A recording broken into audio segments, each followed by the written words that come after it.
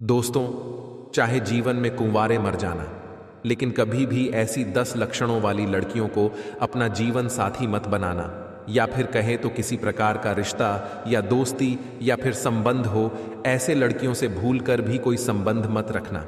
दोस्तों, आज आप जीवन की एक ऐसी सच्ची घटना से रूबरू होने वाले हैं जिससे आपको अपने आसपास के लड़कियों और शादीशुदा स्त्रियों के बारे में ऐसी राज पता चलेगी जिसे सुनकर आपका रूह कांप जाएगा।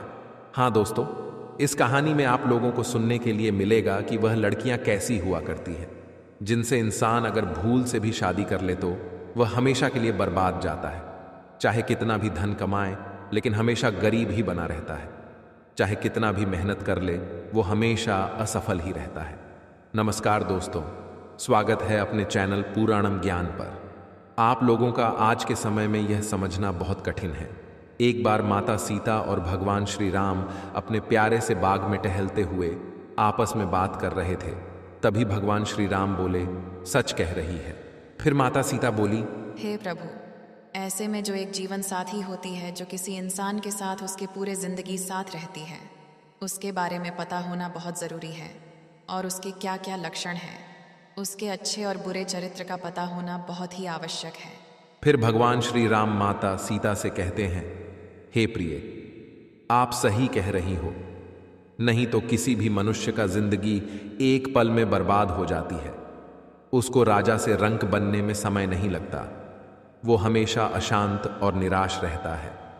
माता सीता ने कहा, हे प्रभु, ऐसी कौन सी बात है जो हर एक इंसान को उसके विवाह से पहले पता होना चाहिए, और कैसी बातों से हमेशा सावधान रहना चाहिए, और कौन सा काम करने मात्र से मनुष्य उस स्त्रियों को पूरी तरह पहचान सकता है। भगवान श्री राम कहते हैं, हे देवी सीता, आपको यह बातें एक कहानी के माध्यम से बताता हूं। आप बस कहानी को ध्यान से अंत तक सुनना, क्योंकि आधा अधूरा ज्ञान एक भयानक विष के समान होता है।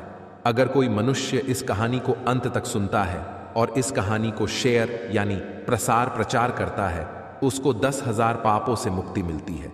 तो चलिए, आप लोगों का समय ज्यादा बर्बाद ना करते हुए जीवन की एक सच्ची कहानी की तरफ। इसके अलावा हे माता सीता, जो भी भक्त इस वीडियो को लाइक करें और चैनल को सब्सक्राइब करके कमेंट में जय माता लक्ष्मी लिखें। उनके घर में धन की कभी कोई कमी ना रहे, उनका घर हमेशा धन से भरा रहे। पुराने समय की बात है, एक राज्य जो कि नदी के किनारे बसा हुआ था। उस राज्य में एक बहुत ही दयावान सम्राट रहते थे और उनकी 6 रानियां थीं। और सम्राट अपने पत्नियों से बहुत ही गहरा प्रेम करते थे। और एक दिन सम्राट के राजमहल में एक बेटा पैदा होता है, और इसी खुशी में राज्य के सम्राट अपने दरबार में नृत्य सम्मेलन का आयोजन करते हैं। और इस नृत्य सम्मेलन में आसपास के राज्य से भी कुछ लड़कियां भाग लेती हैं। दोपहर का समय था और नृत्य कला की आयोजन शुरू हो चुका था। और तभी सम्राट की नजर अचानक से एक सुंदर युवती पर पड़ती है, जिसका नृत्य देखकर सम्राट उन पर मंत्रमुग्ध हो जाते हैं। और उसके बाद सम्राट मंत्री को कहकर अपने विवाह का प्रस्ताव उस युवती के सामने पेश करवाते हैं। और वह लड़की इस प्रस्ताव को सुनकर के आश्चर्य में पड़ जाती है। और वह युवती उस मंत्री से कहती है, मुझे कुछ वक्त दीजिए, मैं सोचकर बताती हूँ। फिर कुछ दिनों के बाद सम्राट उस लड़की से शादी कर लेते हैं। फिर कुछ सालों के बाद बड़ी वाली रानी को 2 पुत्र होते हैं। कुछ समय के बाद उनके अलग अलग रानियों से 3 पुत्र और होते हैं। कुछ सालों के बाद सम्राट के 5 बेटे बड़े हो गए। लेकिन दोस्तों, छोटी वाली रानी को एक भी पुत्र नहीं था, क्योंकि उनके नसीब में कोई संतान प्राप्ति नहीं था। और दोस्तों, आप लोग जानते ही हैं कि महान सम्राटों को यह शौक हुआ करता था।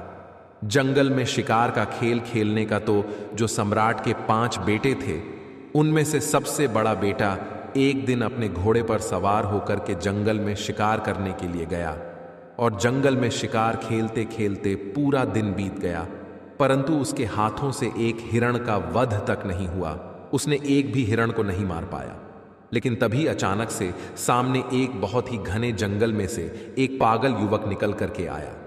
वह बहुत ही अजीब सा फटा कपड़ा पहना हुआ था और उसका व्यवहार भी बहुत अजीब सा था। साथ ही खाने के तलाश में इधर उधर भटक रहा था। और उसके साथ एक बहुत प्यारा कुत्ता था। उस युवक और कुत्ते के बीच में बहुत ही गहरी दोस्ती थी दोस्तों। फिर वो राजकुमार जो कि शिकार करने आए हुए थे, वो उस युवक के पास जाते हैं और पूछते हैं कि आप कौन हो, तुम यहाँ जंगल में क्यों भटक रहे हो। लेकिन दोस्तों, वह युवक कुछ नहीं बोलता और उसे बहुत ही तेज की भूख लगी होती है, क्योंकि वह युवक खाने के तलाश में था। इतने में ही राजकुमार अपने थैले में से कुछ लड्डू निकाल करके उस युवक को देते हैं और भूखा युवक लड्डू को देखते ही जल्दी जल्दी कर खाने लगा। इतने में ही राजकुमार उस युवक से पूछते हैं कि आखिर आप कौन हो और इस घने जंगलों में अकेले क्यों भटक रहे हो, आपका परिवार कहाँ है। यह सुनते ही उस युवक के हाथ से लड्डू छूटकर जमीन पर गिर जाता है और उस युवक की आंख भर आती है, वह फूट फूट कर रोने लगता है। और यह सब देखकर राजकुमार बहुत हैरानी में पड़ जाते हैं और उस युवक से पूछते हैं कि आप क्यों रो रहे हो। तभी उस युवक के पास बैठा हुआ कुत्ता कहता है, मेरे मालिक अपने बेटे के कारण इस स्थिति में जंगल में भटक रहे हैं। फिर राजकुमार कहते हैं कि ऐसा क्या हुआ इनके साथ में। तब कुत्ता कहता है, इनके पास वाले राज्य में एक लड़की है जिसका पिता एक राजा है और वह अपनी बेटी की शादी करवाना चाहते हैं, परंतु वह लड़की तो शादी करने के लिए तैयार है, लेकिन उसका एक शर्त है। वह लड़की उस आदमी से शादी करना चाहती है जो उसके प्रश्नों का उत्तर दे सके, इसलिए जो कोई शादी की इच्छा लेकर के उसके पास में जाता है वह उससे एक सवाल पूछती है और अगर कोई व्यक्ति उस सवाल का उत्तर दे देगा उसके साथ में वह विवाह कर लेगी, और अगर सवाल का उत्तर नहीं दे पाता है तो उसका शीश कटवा देती है। और इसी चक्कर में इनका एक पुत्र था जो कि उस स्त्री के द्वारा मारा गया और मेरे मालिक यह सदमा बर्दाश्त नहीं कर पाए और अपना मानसिक संतुलन खो दिए, और इसी वजह से इनका राज्य भी अब उस स्त्री के कब्जे में है। इतना बात होते ही वह व्यक्ति वहां से चला जाता है और यह सारी बात सुनकर राजकुमार के दिल और दिमाग में उस राजकुमारी वाली बात बैठ जाती है और वापस शिकार पर से महल की तरफ लौटते समय भी पूरे रास्ते उसी राजकुमारी का ख्याल उस राजकुमार के दिमाग में चल रही थी। सम्राट जब लौट करके अपने घर आए तो घर आकर के रात्रि में लेटकर आराम तो कर लिया, लेकिन सुबह में भी वही राजकुमारी के ख्यालों में डूबे हुए थे। अब राजकुमार से रहा नहीं गया और वह शीघ्र ही अपना घोड़ा उठाते हैं और उस राजकुमारी के महल की तरफ चल देते हैं। और तभी राजकुमार के माता पिता उनसे पूछते हैं कि बेटा कहाँ जा रहे हो। तब राजकुमार कहता है कि हमारे बगल वाले राज्य में एक राजकुमारी रहती है और वह शादी करना चाहती है, परंतु उस राजकुमारी का यह कहना है कि उसका कोई सवाल है कि जो कोई उसके प्रश्न का उत्तर दे देगा वह उसके साथ विवाह कर लेगी, और जो नहीं दे पाता उसका सर कटवा देती है। अब तक उसके चक्कर में कई लोग मारे गए हैं और कई राज्यों को वह स्त्री अपने कब्जे में ले रखी है। यह सुनकर राजकुमार के माता पिता ने राजकुमार को बहुत रोकने की कोशिश की, परंतु राजकुमार उनका एक भी नहीं सुना और राजकुमारी के महल की ओर निकल जाते हैं। महल पर पहुंचते ही राजकुमार ने विवाह का प्रस्ताव रखा तो राजकुमारी कहती हैं, हे राजकुमार, मैं आपसे विवाह करने के लिए तैयार हूँ, परंतु आपको मेरे एक सवाल का उत्तर देना पड़ेगा, तभी मैं आपसे विवाह कर पाऊंगी, और अगर आप मेरे सवालों का उत्तर नहीं दे पाते हैं तो आपका सर कटवा दिया जाएगा। राजकुमार ने इस शर्त को स्वीकार कर लिया और बोला, राजकुमारी पूछिए, आपका क्या सवाल है, मैं आपके सवालों का उत्तर देने के लिए तैयार हूं।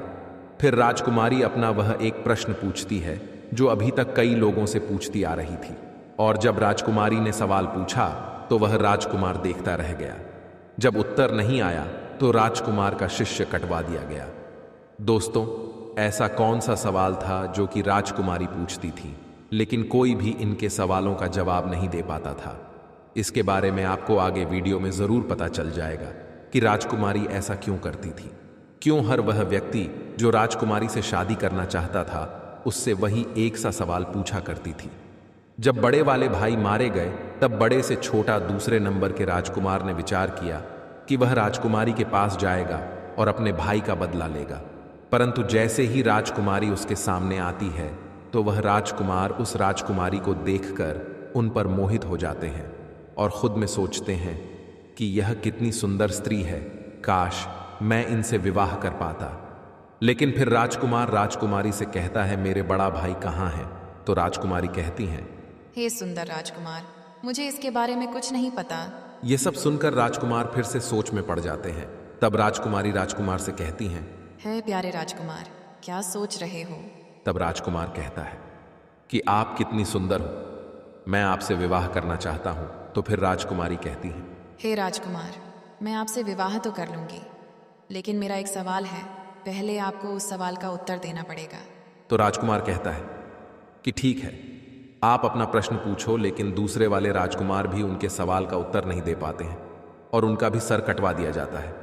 इसी प्रकार उस विवाह के चक्कर में उस सम्राट के 6 लड़के थे, उनमें से 5 लड़के मारे गए, अब बचा सबसे छोटा वाला, वह भी अपने घोड़े को लेकर राजकुमारी के महल की ओर चल देता है। उनके माता पिता ने उन्हें रोकने की बहुत कोशिश की, लेकिन छोटे वाले भाई इनकार करते हुए कहता है, हम जा रहे हैं उस हत्यारी राजकुमारी से अपने भाइयों का बदला लेने, या तो मैं उस हत्यारिन से बदला लेकर के आऊंगा, अन्यथा आप यह समझ लेना कि आपका कोई बेटा था ही नहीं। उनके माता पिता ने उन्हें बहुत रोकने की कोशिश की, लेकिन वह बदला लेने के चक्कर में चल देता है। रास्ते में जाते जाते उस लड़के ने विचार किया कि जैसे मेरे भाई गए थे, अगर वैसे मैं गया तो मैं भी मारा जाऊंगा, लेकिन जाऊंगा तो जरूर। पर कुछ सोच समझने के बाद उसने क्या किया कि उस राजकुमारी की महल से थोड़े हटकर एक बहुत बड़ा बगीचा थी, उसने अपने घोड़े को वहीं पर छोड़ दिया और उस बगिया के अंदर चला गया। और राजकुमारी वहां पर उस शांत वातावरण में विश्राम करने के लिए आया करती थी। अब उस बगिया में एक बहुत सुंदर सरोवर था और उस सरोवर के किनारे वह राजकुमार एक आम आदमी के वेशभूषा में खड़ा था। दोस्तों, सभी लोग बड़े ध्यान से सुनना, यह बहुत ही अलौकिक कहानी है। दोस्तों, राजकुमार उस प्यारे सरोवर के किनारे खड़ा था और तब राजकुमारी अपने कुछ सहेलियों के साथ बगिया में आई। और कुछ समय बाद राजकुमारी अपने एक सहेली से कहा कि हे चंद्रलेखा, हमें पानी ला कर दो, हमें बहुत तेज प्यास लगी है। अब उस राजकुमारी की बात को सुनकर उसकी एक सहेली ने हाथ में बर्तन लेकर के उसी सरोवर पर जल लेने के लिए गई, जिस सरोवर पर वह राजकुमार आम इंसान के रूप में पहले से ही खड़ा था। उसने देखा तो उसके रूप को देखकर उन पर मोहित हो गई। वह राजकुमारी की सहेली फिर जल लेकर के आई और राजकुमारी को पिलाया, फिर तुरंत लौट करके सरोवर के पास चली गई और उसने जाकर के उस राजकुमार यानी कि उस आम आदमी से कहती है कि हे सुंदर पुरुष, आप कौन हो? यहाँ क्या कर रहे हो?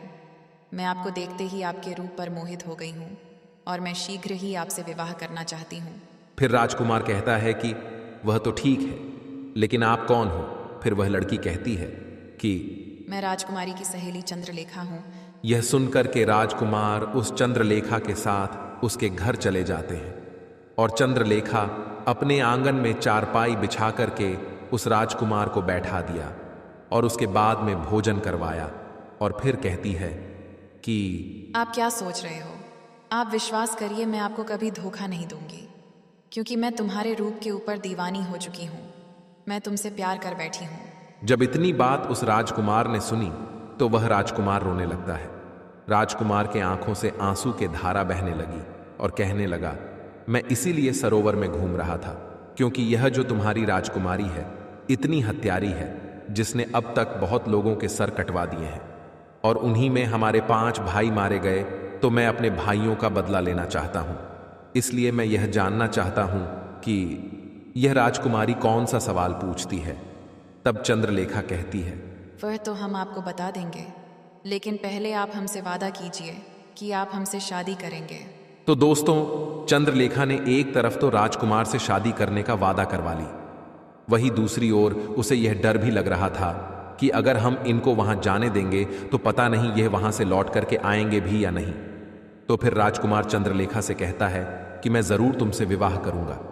लेकिन राजकुमारी से अपने भाइयों का बदला लेने के बाद जब राजकुमार ने चंद्रलेखा से इतना कहा तो चंद्रलेखा को राजकुमार के ऊपर विश्वास हो गया। तो फिर चंद्रलेखा ने राजकुमार को राजकुमारी के बारे में बताना शुरू किया और चंद्रलेखा ने कहा कि वह हर एक इंसान से केवल एक ही सवाल पूछती हैं कि गुलमोहर और सरोवर की क्या कहानी है। तब राजकुमार ने चंद्रलेखा से कहा कि आपको अगर सवाल पता है तो इसका उत्तर भी अवश्य पता होगा, आप हमें इसका उत्तर सुना दीजिए। लेकिन चंद्रलेखा तुरंत हाथ जोड़ करके बोली, हे महाराज, अगर मुझे उत्तर के बारे में मालूम होता तो चाहे कुछ भी हो मैं आपको इसके बारे में ज़रूर बताती। लेकिन चंद्रलेखा कहती है राजकुमार के राज्य में एक साधु रहता है। सिर्फ उन्हीं को यह गुलमोहर और सरोवर वाली कहानी पता है, और उसने ही राजकुमारी को यह सलाह दी है कि अगर तुमसे कोई शादी करना चाहे तो तुम उससे गुलमोहर की कहानी के बारे में पूछो। हालांकि यहाँ तक राजकुमारी को भी इस कहानी के बारे में कुछ भी पता नहीं होता, फिर भी राजकुमारी यह सवाल पूछा करती है क्योंकि वह उस साधु से प्रेम करती है। तब राजकुमार ने चंद्रलेखा से कहा, चलो ठीक है, कोई बात नहीं, तुमने हमारा काम थोड़ा आसान कर दिया। अब हम जाते हैं पहले गुलमोहर और सरोवर की कहानी के बारे में पता करने कि इसकी कहानी क्या है, इसलिए आप यहीं पर इंतजार करिए और हम वापस लौट करके जरूर आएंगे। तब चंद्रलेखा बोलती है, हे महाराज, गुलमोहर और सरोवर की कहानी कहाँ मिलेगी? मैं आपको यह बता सकती हूँ, लेकिन वहाँ से जिंदा लौटना नामुमकिन है। राजकुमार बोले, क्यों नहीं लौट पाएंगे? तब चंद्रलेखा बोली, हे प्रियतम, रास्ते में बहुत खतरा है, इसलिए आप वहाँ मत जाइए। इस जिद को छोड़िए, आप अपने भाइयों का बदला नहीं ले पाओगे। आप हमारे साथ विवाह कीजिए और बदला लेने के बारे में भूल जाइए। उस राजकुमार ने कहा, चाहे रास्ते में कितनी भी कठिनाई क्यों ना हो, चाहे संकट कितने भी हो, लेकिन मैं जाऊंगा जरूर और अपने भाइयों का बदला जरूर लूंगा। तो चंद्रलेखा ने सोचा कि अब हम चाहे इनको कितना भी रोकने की कोशिश करें, लेकिन यह नहीं रुकेंगे। तो फिर चंद्रलेखा ने खुद एक घोड़ा और एक तलवार राजकुमार के हाथ में दिया और कहा कि हे मेरे दिल के राजकुमार, यह घोड़ा और यह सुनहरी तलवार तुम्हारे काम जरूर आएगी, इसलिए आप एक काम करना, यहाँ से ठीक दक्षिण दिशा की तरफ जाओ, और जब आप दक्षिण दिशा की तरफ जाओगे तो आगे आपको गुफा में एक शेर मिलेगा, और उस शेर से आपको डरना नहीं है, क्योंकि वह शेर बूढ़ा हो चुका है, जिस वजह से वह शिकार नहीं कर पाता और बहुत भूखा रहता है। जब आप उसके पास जाओगे तो इस तलवार के मदद से रास्ते में उस शेर के लिए कुछ खाने को ज़रूर ले जाना, और जब वह शेर गुफा से बाहर आए तब उसके सामने यह खाने की मांस रख देना। वह उसे खा कर के तुम्हारी मदद ज़रूर करेगा। बस इतना ध्यान रखना कि आप जब जंगल में थोड़ा आगे बढ़ोगे तो आप समुद्र के किनारे पहुंच जाओगे, तो वहाँ से आगे आपको समुद्र के उस पार जाना होगा। और इतना कहकर चंद्रलेखा राजकुमार को विदा कर देती है और राजकुमार दक्षिण दिशा में जंगल की तरफ निकल जाते हैं। जाते समय चंद्रलेखा बोलती है, महाराज भूल मत जाना, लौट करके ज़रूर आना, चाहे कुछ भी हो जाए। मैं आपका जीवन भर इंतज़ार करूंगी, मुझे आप भूलोगे तो नहीं। तो उस राजकुमार ने विश्वास दिलाते हुए बोला कि आप चिंता मत करो, मैं लौट करके जरूर आऊंगा और तुमसे विवाह करूंगा, इसलिए आप तनिक भी चिंता मत करो। अब वह राजकुमार धीरे धीरे जंगल की तरफ बढ़ने लगा तो चंद्रलेखा के मुताबिक उसको एक शेर का गुफा मिला, जिसमें वही एक बूढ़ा शेर था जिसके बारे में चंद्रलेखा ने राजकुमार को बताया था, और साथ में यह भी कहा था कि आप रास्ते में इस तलवार की मदद से उस बूढ़े शेर के लिए कुछ खाने को ले जाना। तो वह राजकुमार बिल्कुल ऐसा ही करता है और उस शेर के सामने खाना रख देता है। चूंकि शेर बहुत भूखा था तो वह खाना देखते ही बहुत खुश हो जाता है और लपक कर खाना शुरू कर देता है। राजकुमार देखता है कि अब तो शाम हो चुकी है, जिस वजह से हल्का हल्का ठंड भी लगने लगता है और कुछ देर में अंधेरा भी हो जाएगा। तो वह क्या करता है कि आसपास से कुछ लकड़ियां इकट्ठा करके ले आता है और गुफा के सामने थोड़ा सा आग जला लेता है। तब उसी आग के पास में आकर वह शेर राजकुमार के बगल में बैठ जाता है और सम्राट उस शेर को सहलाने लगता है, और कुछ समय बाद राजकुमार को आंख लग जाती है। राजकुमार वहीं पर सो जाता है। फिर अगले सुबह होते ही राजकुमार उस शेर के साथ जंगल में आगे दक्षिण दिशा की तरफ बढ़ने लगता है। चलते चलते जंगल में राजकुमार को आगे कई मुसीबतें आती हैं। कई तरह के जानवर राजकुमार के सामने आते हैं, लेकिन उस बूढ़े शेर की दहाड़ से सभी जानवर डर के भाग जाते हैं, और इसी तरह राजकुमार उस बूढ़े शेर के साथ चलते चलते समुद्र के किनारे पहुंच जाते हैं। और पहुंचते ही देखते हैं कि थोड़े दूर पर एक व्यापारी बहुत सारे घोड़ों पर सामान लादकर कुछ सैनिकों के साथ समुद्र के तट पर खड़े हैं। अब वह राजकुमार उस व्यापारी के पास जाता है तो व्यापारी उससे पूछता है कि कौन हो आप, यहाँ क्या कर रहे हो। फिर राजकुमार अपने साथ बीती हुई घटना को उस व्यापारी को बताता है और कहता है, मुझे किसी भी तरह समुद्र के उस तरफ जाना है। इतने में ही व्यापारी देखता है कि समुद्र के उस पार से उसकी बहुत बड़ा नाव आ रही है, जिस पर वह व्यापारी सामान को रखवाकर समुद्र के उस पार पहुंचवाया करता है। नाव के समुद्र के किनारे पहुंचने के बाद वह व्यापारी सामान को नाव पर रखवाता है और इतने में वह राजकुमार उस व्यापारी से कहता है, आप कृपा करके मुझे भी इस नाव की मदद से समुद्र के उस पार पहुंचवा दें। फिर व्यापारी ने कहा, अगर अब इस नाव पर थोड़ा सा भी वजन बढ़ेगा तो यह नाव डूब सकती है। मुझे माफ करें, मैं आपकी मदद नहीं कर पाऊंगा। राजकुमार ने कहा, अब तो आप सब कुछ जानते हैं, मेरा समुद्र के उस पार जाना कितना जरूरी है। आप एक काम करिए, मेरे पास कुछ सोने के सिक्के हैं और यह गले की चैन, इसको आप रख लीजिए, परंतु मुझे इस नाव से जाने दीजिए। दोस्तों, वह व्यापारी बहुत ही लालची था, इसलिए वह राजकुमार के दिए हुए सोने की सिक्के और उसकी चेन रख लेता है और नाव से सैनिकों के द्वारा कुछ सामान उतरवा के राजकुमार को उस नाव पर जाने देता है। और इसी तरह राजकुमार उस नाव पर बैठकर समुद्र के उस पार गुलमोहर और सरोवर की कहानी के तलाश में निकल जाते हैं। ठीक 25 दिन बाद राजकुमार समुद्र के उस पार एक राज्य में पहुंच जाते हैं और राज्य में गुलमोहर और सरोवर की कहानी के तलाश में इधर उधर भटकने लगते हैं।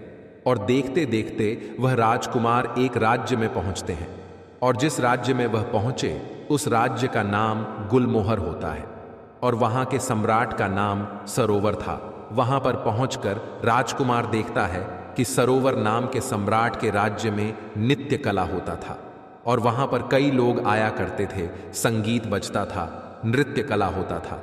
सभा में चारों ओर आनंद का माहौल रहता था और राजकुमार ने क्या किया कि उन्हीं लोगों के बीच में जाकर बैठ गया।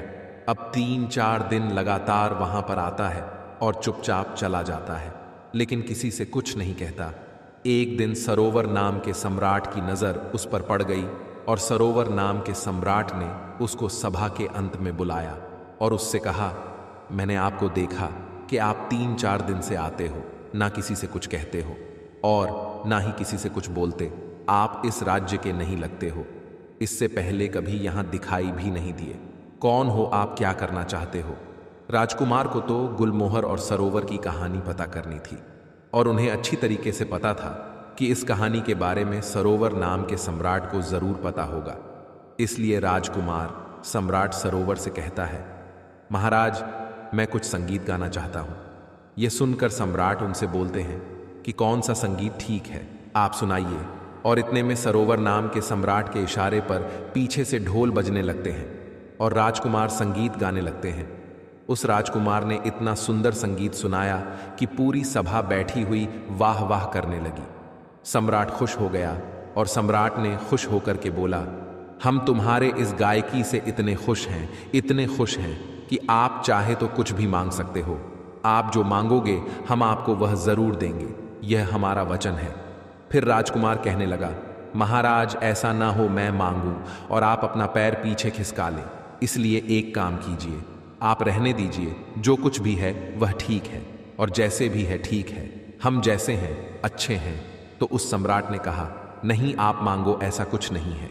आप जो कहोगे वह हम आपको देंगे, आपकी जो इच्छा हो वह आप मांगना। अब उस राजकुमार ने कहा, हे महाराज, मुझे कुछ नहीं चाहिए, मुझे केवल आप गुलमोहर और सरोवर की कहानी बता दीजिए। उस सरोवर नाम के सम्राट को पसीना आ गया, जो सरोवर नाम का सम्राट था। उसने कहा, तुमने यह क्या मांग लिया? तुम मुझसे मेरा पूरा साम्राज्य मांग लेते, वह भी मैं तुम्हें दे देता, लेकिन तुमने मुझसे यह कैसा सवाल पूछ लिया? इसकी कहानी मैं जानता हूं, लेकिन मैं वह तुम्हें बता नहीं सकता। तभी राजकुमार ने कहा, महाराज, कुछ समय पहले आपने ही तो यह कहा था कि आप जो मांगोगे हम आपको वह दे देंगे। इसलिए आप केवल मुझे वही गुलमोहर और सरोवर की कहानी सुना दीजिए कि आखिर इस कहानी का क्या राज है। अब महाराज अपने ही दिए हुए वचनों में फंस जाते हैं और कहने लगे, अगर तुम्हारी यही इच्छा है, बार बार तुम यही जिद कर रहे हो, तो मैं तुम्हें गुलमोहर और सरोवर की कहानी तो सुना दूंगा, लेकिन ध्यान रखना, कहानी खत्म होने के तुरंत बाद हम तुम्हारा सर कटवा देंगे। अगर तुम इस बात पर राजी हो तो हम तुम्हें गुलमोहर और सरोवर की कहानी बताते हैं कि आखिर गुलमोहर और सरोवर की कहानी क्या है। राजकुमार ने कह दिया, ठीक है, आप मेरा सर काट लेना, लेकिन आप कहानी जरूर सुना देना। बोले, ठीक है, हम तुम्हें जरूर सुनाएंगे। तब महाराज मंत्रियों को इशारा दिया और नौकरों को भी इशारा दिया। अब नौकर चले हैं, कारावास की तरफ राजकुमार वहीं बैठा हुआ देख रहा है। तब नौकर क्या लेकर के आए कि वह तो एक युवती है। वह बहुत सुंदर है। उसके शरीर पर फटे पुराने वस्त्र हैं और उसके हाथों और पैरों में बेड़ियां पड़ी हुई हैं। वह चल नहीं पा रही थी और इसीलिए नौकर लोग मार लगाते हैं। अब वह राजकुमार देखता रह गया, यह क्या है, मेरी समझ में नहीं आया। तब तक उस लड़की को लाकर के सरोवर महाराज के सामने खड़ा कर दिया। अब राजकुमार के सामने उस सरोवर नाम के सम्राट ने कहानी शुरू की। तुम सुनना चाहते थे गुलमोहर सरोवर की कहानी क्या है, तो सुनिए। मेरा ही नाम सरोवर है और सरोवर सम्राट मैं ही हूं। और गुलमोहर यह लड़की है जो तुम्हारे सामने हथकड़ी और वेड़िया में जकड़ी हुई है। राजकुमार कहने लगा, महाराज आप सरोवर और यह लड़की गुलमोहर, इसका मतलब आपकी ही कहानी है। महाराज ने बोला, हाँ यह मेरी ही कहानी है। राजकुमार ने कहा, फिर तो आपसे अच्छी तरह और कौन बता सकता है। महाराज बोले, सुनो हमारी कहानी क्या है। मैं शादी से पहले एक बार जंगल में शिकार खेलने के लिए गया था, तो वहां यह लड़की अपनी सहेलियों के साथ बगिया में बैठी हुई थी। ये सब बातें उस सरोवर नाम का सम्राट समझा रहा है कि उस दिन बगिया में घूमते घूमते हम पहुंच गए तो हमारी नजर इस स्त्री के ऊपर पड़ी। यह गुलमोहर नाम की युवती जो तुम्हारे सामने खड़ी है, इसकी नजर हमारे ऊपर पड़ी और इसे देखकर हम इस पर मोहित हो गए और हमें देख करके यह भी हम पर मोहित हो गई। मैं इस स्त्री के रूप पर इतना मोहित हो गया कि मैं इसके रूप का दीवाना हो गया। अब क्या बताए, इस लड़की को देखकर हम तो कुछ नहीं बोल पाए, लेकिन इस लड़की ने मुझे अपने पास बुला लिया और कहा, आप कौन हो, कहाँ से आए हो, आपका क्या नाम है, आप बहुत देर से क्या देख रहे हो। तो फिर मैंने उलझी हुई आवाज में जवाब दिया, मेरा नाम सरोवर है और मैं इस राज्य का सम्राट हूं। और आप कह रहे हो कि क्या देख रहे हो, तो आप इतनी सुंदर हो कि ऐसा लगता है हम आपको ही देखते रहे। तो इससे पहले कि मैं इस लड़की से कुछ पूछता, तब तक इस लड़की ने हमसे पूछ लिया कि क्या आप मुझसे शादी करोगे। जो बात मेरे दिल में थी वह इसने कहा तो मैं बहुत खुश हो गया। अब ये लड़की मुझे साथ में लेकर के अपने घर पहुंची, अपनी माँ से जाकर के हट करती है और कहने लगी, माँ मैं अगर विवाह करूंगी तो इसी के साथ करूंगी, अन्यथा मैं मर जाऊंगी। माँ बाप ने बहुत समझाया कि बेटा इनके घर खानदान का कोई पता नहीं, कहाँ का रहने वाले हैं, इसका कुछ पता नहीं है। और उसकी माँ कहती है कि एक अजनबी के साथ मैं तुम्हारा विवाह कैसे करा सकती हूँ, तुम भी पागल हो गई हो। तब महाराज कहते हैं, उस समय वह लड़की बार बार अपने माता पिता से विनय करने लगती है और खाना पीना तक छोड़ देती है। अब इसके जिद के सामने इसके माता पिता मजबूर होकर इसका विवाह मेरे साथ करवा दिए। और फिर वह सरोवर महाराज राजकुमार से कहता है, जरा ध्यान से इस कहानी को सुनना, क्योंकि इस कहानी में अब बहुत ही राज खुलने वाला है। होता यह है कि इस लड़की का विवाह जब मेरे साथ हो गया, तब विदा होकर के मेरे साथ मेरे घर के लिए आ रही थी। तो रास्ते में यह बहुत ही प्रसन्न थी और मुझसे कह रही थी, मुझे मेरे मन चाहे पिया मिले हैं और मैं खुद दुखी रह सकती हूँ, लेकिन इनको कभी दुखी नहीं रहने दूंगी। और कहती थी कि मैं खुद संकट में रह सकती हूँ, लेकिन इन परे कभी आंच नहीं आने दूंगी और अपने पिया से हमेशा प्रेम बना के रखूंगी। ऐसे ही करके हम अपने घर पहुंच गए और इसे अपने घर ले आए। और अब तो हम उसके प्यार में इतना पागल हो गए कि सब कुछ भूलते जा रहे थे। हम अपना राज्य का दरबार भी समय से पहले बंद करके घर पहुंच जाते थे। ऐसे ही कुछ दिनों तक चलता रहा और कुछ दिनों के बाद से जब घर लौट के इस स्त्री के पास आते थे तो पता नहीं क्यों हमें बहुत जोर की नींद आ जाया करती थी। और इतने में ही वह राजमहल से जंगल की ओर चल देती है। उस स्त्री के वहां से निकलते ही मैं भी वहां से निकल जाता हूं, इसके पीछे पीछे जाता हूं और तभी मैं देखता हूं कि वह स्त्री एक साधु के साथ में बैठी हुई हंस हंस कर बातें कर रही है। इतना सब कुछ देखते ही मैं सोचने लगा कि पता नहीं यह उसका रोजाना का काम था या सिर्फ आज का काम है। उसके बाद मैं चुपचाप वहां से वापस राजमहल में लौट जाता हूं। फिर राजकुमार उनसे कहने लगा कि आगे क्या हुआ। तो महाराज ने राजकुमार से कहा, उस दिन मेरा पूरा दिन उसी के बारे में सोचते सोचते निकल गया। एवं दूसरा दिन भी संध्या हो चली और यह तो हमेशा यही सोचती रहती थी कि कब शाम होगी। तो फिर इसने खाना बनाया और मुझे दिया, लेकिन उस दिन हमने जानबूझकर खाना नहीं खाया। मैंने निर्णय किया कि आज चाहे कुछ भी हो जाए लेकिन सोएंगे नहीं। फिर देर रात तक उससे बातें करते रह गए। एवं इतने में उस स्त्री ने कहा कि पिया अब बहुत ज्यादा रात हो चुकी है, आप सो जाइए। तब मैंने आंखें बंद करके सोने का नाटक किया और तब यह स्त्री उसी साधु के पास चली जाती है। फिर मैं भी उसके पीछे पीछे गया तो मैं देखता हूं कि वह साधु हाथ में डंडा लिए उस स्त्री से बहुत ही गुस्से में कहता है कि आज तुम्हें यहां पर आने में इतना समय क्यों लग गया, कहां थी इतनी देर तक।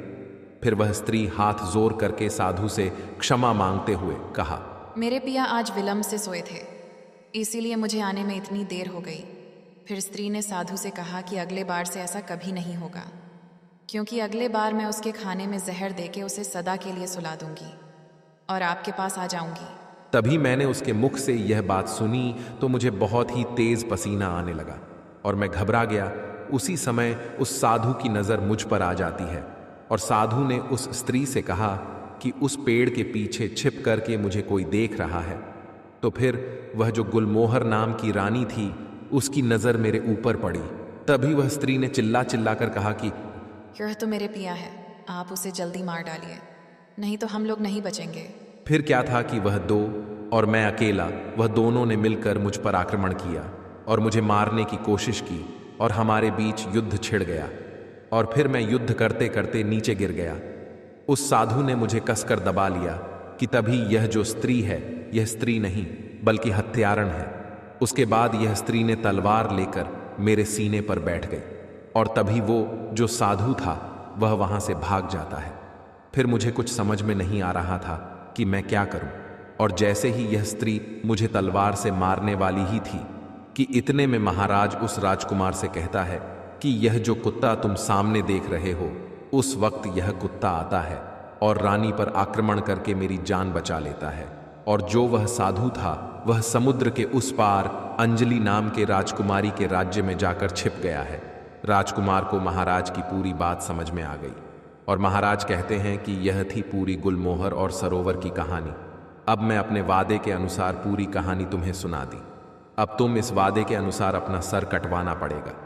इतने में राजकुमार ने कहा कि महाराज आप मेरा सर काट लीजिएगा, लेकिन उससे पहले मुझे यह बता दीजिए कि उस रानी ने उस साधु को अपने राज्य में क्यों छिपने दिया, अब तक क्यों छिपा करके रखा है। और जब राजकुमार ने यह कहा तो अब सरोवर महाराज जो है वह अपने ही दिए हुए वचनों में फंस गया एवं इस सवाल का जवाब नहीं दे पाने के कारण राजकुमार को छोड़ दिया और कहा, मैं तो तुम्हें छोड़ दे रहा हूं, लेकिन आज के बाद मेरे इस राज्य में कभी नजर नहीं आना। राजकुमार यह सब सुन के उस अंजलि नाम के राजकुमारी के महल की ओर चल देते हैं।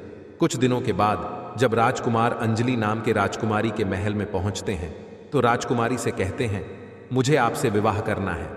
फिर अंजलि कहती है, आपको पहले मेरे एक प्रश्न का जवाब देना पड़ेगा, तभी मैं आपसे विवाह करूंगी, और अगर आप जवाब नहीं दे पाते हैं तो आपका सर कटवा दिया जाएगा। दोस्तों, अब राजकुमार को तो पहले से ही पता था कि राजकुमारी क्या सवाल करने वाली है, इसीलिए राजकुमार ने शर्त स्वीकार कर लिया और कहा, हाँ पूछो, क्या सवाल है। मैं तुम्हारे प्रश्नों का उत्तर देने के लिए तैयार हूं, लेकिन तुम शायद इस कहानी को सुनने के बाद अपने क्रोध पर काबू नहीं कर पाओगी। अब राजकुमारी सोचती है कि आखिर ऐसा क्या है इस कहानी में जिसे सुनकर मैं क्रोधित हो जाऊंगी। राजकुमारी इस बात पर ध्यान नहीं देते हुए राजकुमार से कहती कि आप कहानी सुनाओ, क्योंकि राजकुमारी उस साधु के प्रेम में अंधी होती है। अब राजकुमार कहानी सुनाता है और जैसे ही कहानी पूरी होती है तो राजकुमारी कहने लगी, ऐसा क्या था इस कहानी में जो मुझे क्रोध आता? राजकुमार बोले, जिस साधु के प्रेम में तुम अंधी हो वह वही गुलमोहर सरोवर वाला साधु है जो वहां से भागकर समुद्र के इस पार तुम्हारे पास आकर छिपा हुआ है। अब अंजलि को विश्वास नहीं होता और वह तुरंत राजमहल से निकलकर अपने राज्य में उस साधु के यहां पहुंचती है और उस अंजलि के साथ पीछे से वह राजकुमार भी जाता है। और अंजलि उस साधु से पूछती है कि तुम कौन हो। साधु घबरा जाता है और कुछ बोल नहीं पाता। इतने में राजकुमारी समझ जाती है कि यह पक्का वही आदमी है।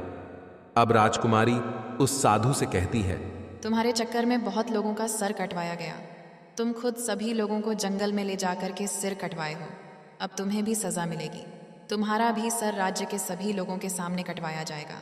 इतने में साधु बोलता है, राजकुमारी मुझे माफ कर दो, मैंने किसी का जान नहीं लिया, वह सभी लोग अभी भी जिंदा हैं। तब वह राजकुमार जो अंजलि के साथ आया था उस साधु से पूछता है कि कहाँ है। सभी लोग तुम मुझे जल्दी से बताओ। अब वह साधु अंजलि और राजकुमार को एक ऐसी जगह पर लेकर जाता है जहां पर वह सभी लोगों को कैद करके रखा था। राजकुमार सभी लोगों को वहां से आजाद कराता है और उनके पांचों बड़े भाई भी मिल जाते हैं और राजकुमारी उस साधु को हमेशा के लिए उसी कैद में बंद कर देती है। तब राजकुमार उस अंजलि नाम के राजकुमारी से कहते हैं, आपका बहुत धन्यवाद। आज आपके वजह से मैं अपने भाइयों से मिल पाया, जहां मुझे लग रहा था कि मेरे पांचों बड़े भाई कब का मर चुके हैं। और इतना बोलने के बाद राजकुमार अंजलि नाम के राजकुमारी से कहते हैं, जीवन में कभी भी किसी इंसान को दूसरे पर विश्वास नहीं करना चाहिए जब तक कि आपको उस दूसरे इंसान के बारे में पूरी जानकारी नहीं हो, क्योंकि ज्यादातर इंसान के अंदर खुद के लिए स्वार्थ छुपा होता है। राजकुमार कहता है, जब कोई इंसान कभी कभी किसी परिस्थिति में चतुराई या चालाकी दिखाता है या दूसरों को बेवकूफ मानते हुए कोई अभिनय ढोंग या पाखंड करता है, तो इसे त्रिया चरित्र कहते हैं। कि कैसे जब एक इंसान को अपना स्वार्थ दिखने लगता है तो वह अपने लोगों को भी बेवकूफ बनाकर अपना स्वार्थ को पूरा करता है और उसके साथ रहने वाले लोगों को इसके बारे में भनक तक नहीं लगता कि यह स्त्री या पुरुष त्रिया चरित्र की खेल कर रहा है। आज के टाइम में हर दूसरा लोग त्रिया चरित्र कर रहा है जिसके अंदर थोड़ा सा भी स्वार्थ है। इसलिए दोस्तों, जो आपके दिल के करीब है उसके बारे में आप पूरी जानकारी रखिए कि उसके अंदर खुद को लेकर कोई स्वार्थ तो नहीं छुपा है, और अगर ऐसा है तो आप उनसे थोड़ा दूर ही रहिए, क्योंकि ऐसे में आपको जिंदगी के हर एक कदम पर धोखा ही मिलेगा। क्योंकि एक स्वार्थी इंसान अपने स्वार्थ के लिए जिंदगी में कुछ भी कर सकता है। और राजकुमारी अंजलि से इतना कहने के बाद वह राजकुमार अपने भाइयों के साथ महल की ओर चल देता है। अपने राज्य में पहुंचने के बाद वह चंद्रलेखा से विवाह करता है और खुशी खुशी जीवन निर्वहन करने लगता है। दोस्तों, वीडियो पसंद आई हो तो लाइक ज़रूर करें, चैनल को सब्सक्राइब करें और अपने ऐसे दोस्तों के साथ शेयर ज़रूर करें जिसे त्रिया चरित्र के बारे में पता ना हो। और दोस्तों, सच्ची श्रद्धा से कमेंट में ज़रूर लिखें, जय श्री राम, जय हनुमान। साथ ही भगवान श्री राम सदैव आप पर अपनी कृपा बनाए रखे। प्रिय मित्रों, वीडियो को अंत तक देखने के लिए धन्यवाद।